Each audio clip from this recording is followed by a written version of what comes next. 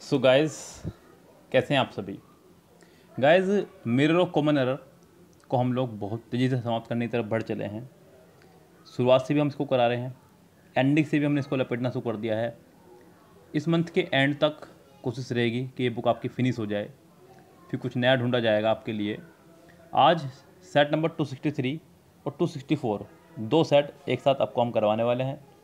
सो तैयार हो जाइएगा कुछ एक्स्ट्रा करने के लिए। कह रहा है कि the gentry of the town was invited. पहला क्वेश्चन, ध्यान दीजिएगा। नाउन में हमने पढ़ाया आपको gentry, infantry, poultry, peasantry, clergy, cattle, cavalry. ये सभी आपके प्लूरल नाउन की तरह इस्तेमाल होते हैं। ये सभी के सभी as a plural noun use होते हैं। इनके साथ हमेशा प्लूरल वर्ब लगाई जाती है। क्या लगाई जाती है इनके साथ? हमेशा प्लूरल वर्ब। साथ ही साथ ध्यान रखें और इनसे क्या मिस्टेक आती हैं, इनके साथ कभी भी एस या ई एस ना लगाएं, एस या ई एस ना लगाएं। इनके साथ कभी भी, इनसे पहले कभी भी आप ए या एन ना लगाएं। इनके साथ कभी भी सिंगुलर वर्ब ना लगाएं, सिंगुलर वर्ब ना लगाएं। इनसे पहले कभी भी टू ना लगाएं। इनमें कभी भी, बस इनके साथ प्लूरल वर्ब आती है, ध्यान रखना। अगर ऑफ लगा हो, साथ में फिर कुछ दिया हो, तब भी आपको पता ही है कि प्रपोजिशन बाद वाले कुछ नहीं मानते, वर्ब तब भी प्लूरल ही आनी है। प्लूरल वर्ब से मतलब were, are, have, do, first form, ये सभी प्लूरल मानी जाती हैं। 5 की 5 इनके साथ प्लूरल वर्ब भी आएगी। तो यहाँ पे उसने कहा the gentry of the town, of the town को आप कट कर दीजिए। द जेंट्री के हिसाब से आपको लगाना होगा वर। क्या आएगा यहाँ पे? वर। यानी कि इस लिहाज से इस सेंटेंस में सी ऑप्शन हो जाएगा करेक्ट। सी इसका आंसर हो जाएगा बिल्कुल एक्यूरेट। चलते हैं नेक्स्ट क्वेश्चन पे। क्वेश्चन नंबर 2 देखिए। कह रहा है कि after the written exam you will also have an oral exam. जी, अंडरलाइन पार्ट में रखना आपको ओरल एग्जाम। बच्चों ध्यान दीजिएगा, स्कूल में हम लोग रिटन के बाद ओरल एग्ज़ाम नहीं, वाइवा वोस, क्या बोलते हैं इसको? वाइवा वोस। मौखिक परीक्षा को वाइवा वोस कहा जाता है। ज़्यादा ऑप्शन रहेगा प्रॉपर ये, ना कि oral exam. So after the written exam you will also have a viva voce, यानी कि बी ऑप्शन इसका इस लिहाज से हो जाएगा करेक्ट। यस, ओरल एग्ज़ाम कहना गलत रहता है, आप कहें अ वाइवा वोस, मौखिक परीक्षा। सेंटेंस नंबर 3 देखिए। कह रहा है the regular use of alcohol only in small quantity. Underline part में उसने कहा आपको इन स्मॉल क्वांटिटी।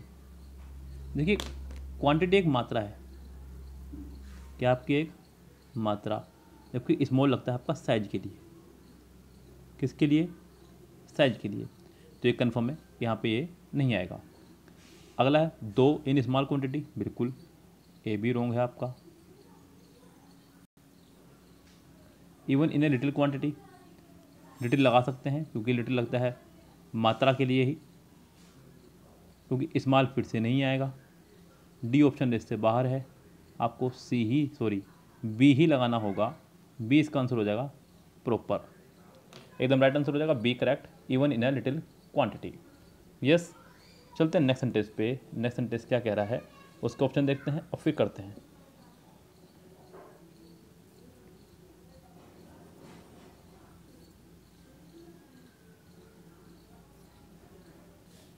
कह रहा है कि if you were the prime minister of India what step would you have taken to an end employment.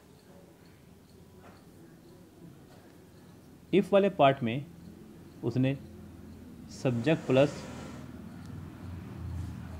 Verb plus noun का इस्तेमाल किया है, तो सेकंड स्टेप में आप वुड प्लस फर्स्ट फॉर्म का इस्तेमाल करेंगे, ना कि वुड हैव का। वुड हैव का इस्तेमाल हम लोग तब करते हैं, would have plus third form का, जब इफ वाले पार्ट में उसने हैड प्लस थर्ड फॉर्म दिया हो, या इफ वाले पार्ट में सेकंड फॉर्म में ऐसे देखा जाए तो यहाँ भी आप सेकंड फॉर्म का इस्तेमाल करेंगे। यहाँ पे इसका आंसर हो जाएगा ऐसी स्थिति में सी करेक्ट। सी इसका प्रॉपर आंसर हो जाएगा बच्चों। नेक्स्ट क्वेश्चन देखिए,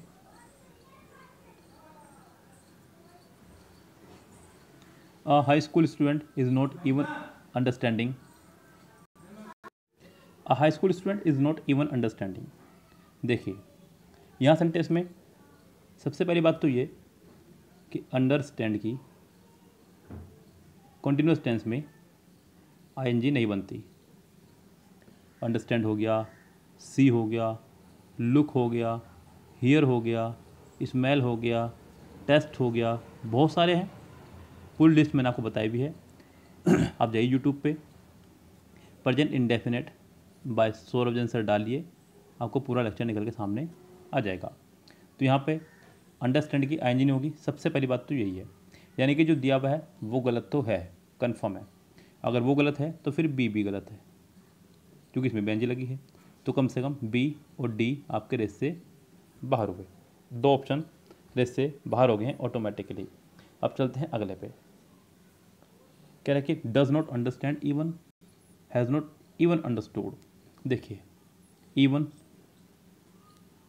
विशेषता बताने के लिए आता है, और उससे पहले आता है जिसकी विशेषता बताता है। यस, तो यहाँ पे सिंपल सी बात है, अगर विशेषता बताने के लिए आ रहा है तो एडजेक्टिव है। एडजेक्टिव का वर्ब से पहले क्या काम, अंडरस्टूड एक वर्ब है।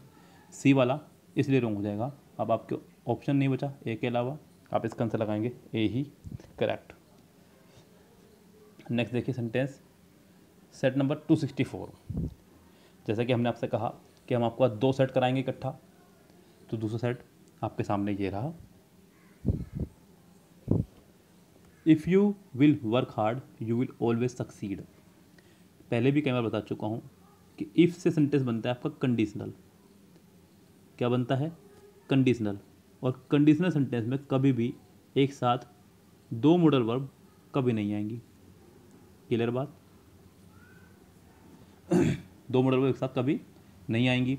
तो कौन से आएंगे?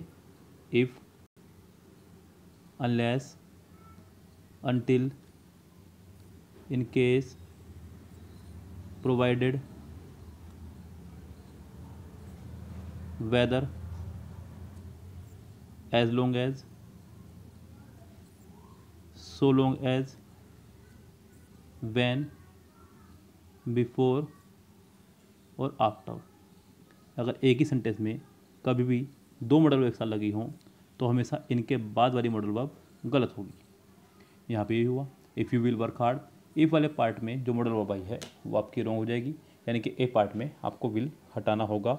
सेंटेंस में ए पार्ट में हो जाएगी आपके एरर। साथ ही साथ बच्चों, आपके काफ़ी बच्चों का मैसेज थे कि सर आर्मी के लिए भी हम इससे कोचिंग कर सकते हैं क्या? देखिए किसी भी एग्ज़ाम के लिए आप इसकी तैयारी करा सकते हैं, कर सकते हैं। मिरर ऑफ कॉमन एरर कराने का उद्देश्य यही था कि सभी एग्ज़ाम्स वाले इससे तैयारी कर सकें, क्योंकि इसमें सभी तरह के सेट हैं, एनडीए का भी, आर्मी का भी, सीजीएल का भी, बैंक का भी, रेलवे में भी पहले इंग्लिश आती थी तो उसके भी सेट है यहाँ पे, सब कुछ है यहाँ पे। ऐसा कोई सेट इन्होंने नहीं छोड़ा जो उसके अंदर ना हो। देखिए नेक्स्ट सेट क्वेश्चन में क्या कह रहा है कि he has been teaching the same lesson since 5 days. चलो भाई, सिंस 5 डेज यानी कि सिंस का इस्तेमाल हो रहा है यहाँ पे एज ए प्रपोजिशन, क्योंकि सिंस के बाद कंजक्शन तो आई, वर्ब तो आई नहीं, तो इसका मतलब ये एज ए प्रपोजिशन है। और जब एज ए प्रपोजिशन है तो आपको सेंटेंस में हैज़ बीन, हैव बीन या हैड बीन में से किसी एक का इस्तेमाल करना होगा, जो कि है। साथ में आईएनजी भी लगा दिया आपने, वो भी ठीक है। लेकिन क्या यहाँ पे ये ठीक है? बिल्कुल नहीं। सिंस लगता है आपका पॉइंट ऑफ टाइम के लिए, पॉइंट ऑफ टाइम के लिए, जबकि ये पीरियड ऑफ टाइम है। आपको सिंस हटा के यहाँ फोर का इस्तेमाल करना होगा। इस सेंटेंस के सी पार्ट में सिंस को हटा करके फोर लगाना होगा, तो ये सेंटेंस आपका करेक्ट माना जाएगा, अन्यथा इस सेंटेंस में आपके एरर बनी रहेगी।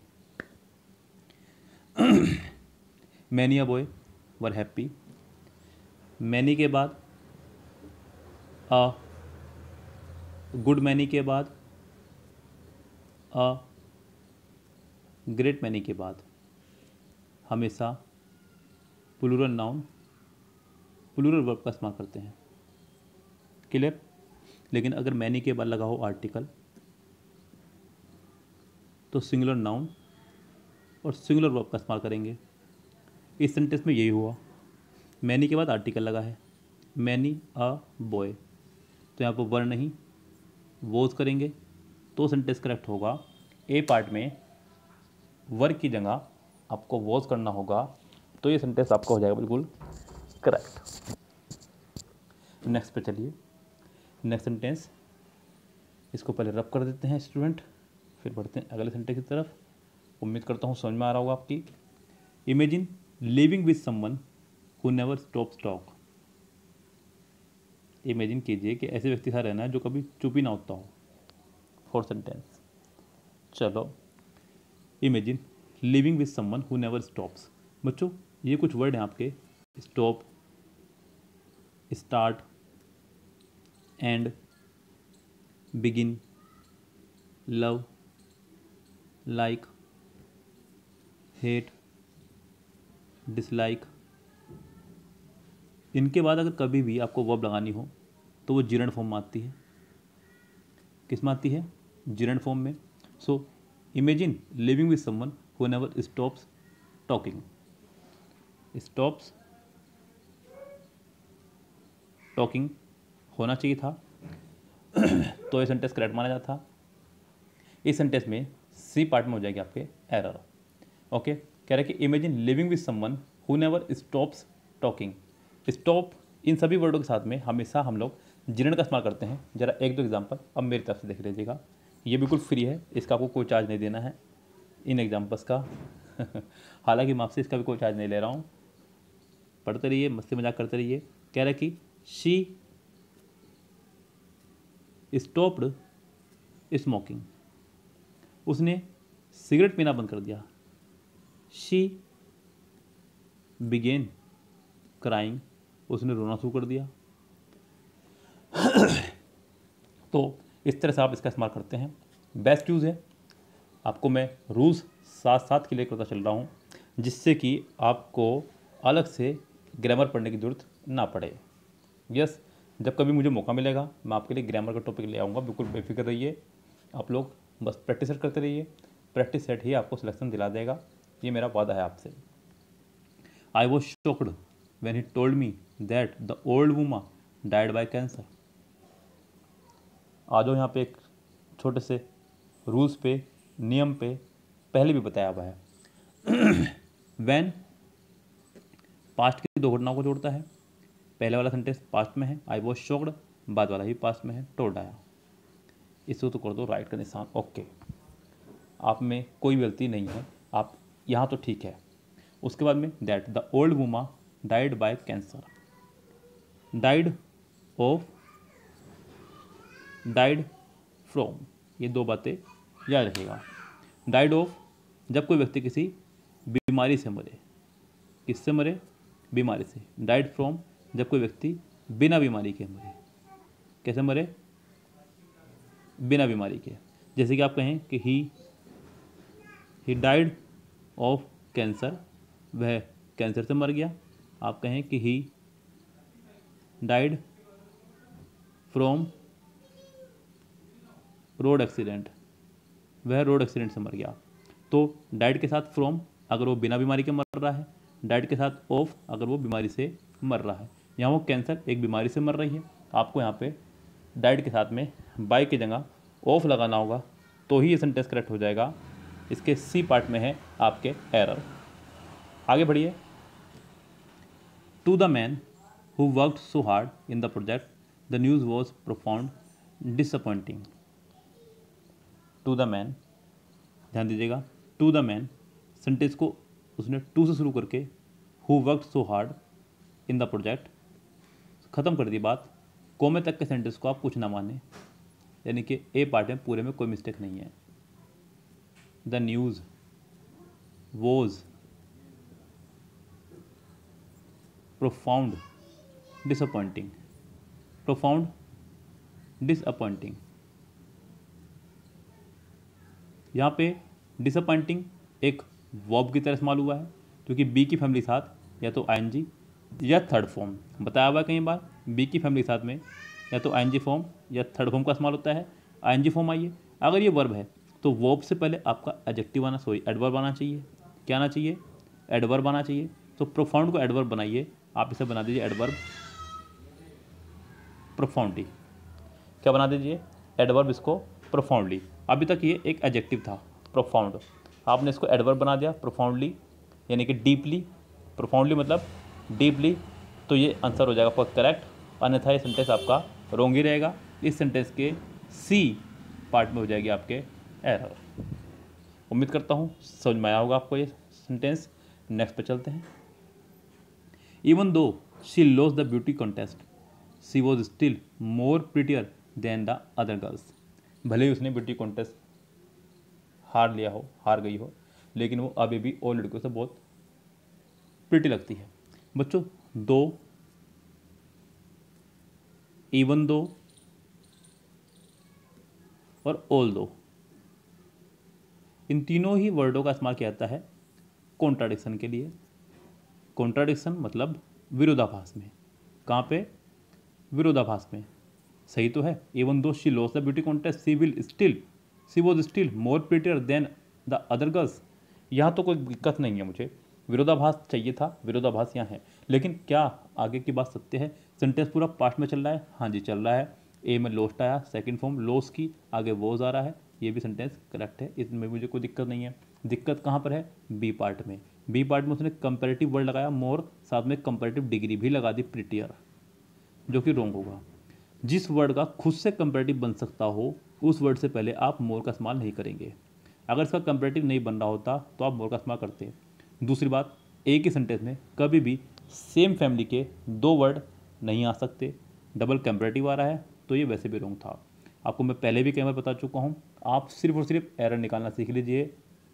आपको अंग्रेजी का मास्टर नहीं बनना है, सिलेक्शन लेना है, जोनिंग लेनी है, बात ख़त्म। जोनिंग ले लीजिए, किताबें लाल कपड़े में बांध करके टाँड पर रख देना ऊपर, भूल जाना कि आप कभी स्टूडेंट भी थे। सिर्फ सिलेक्शन लीजिए, क्योंकि अगर सभी जने मास्टर बन जाएंगे तो फिर आप मेरी तरह पढ़ाना शुरू कर देंगे और फिर हमारे पास कौन आएगा भाई?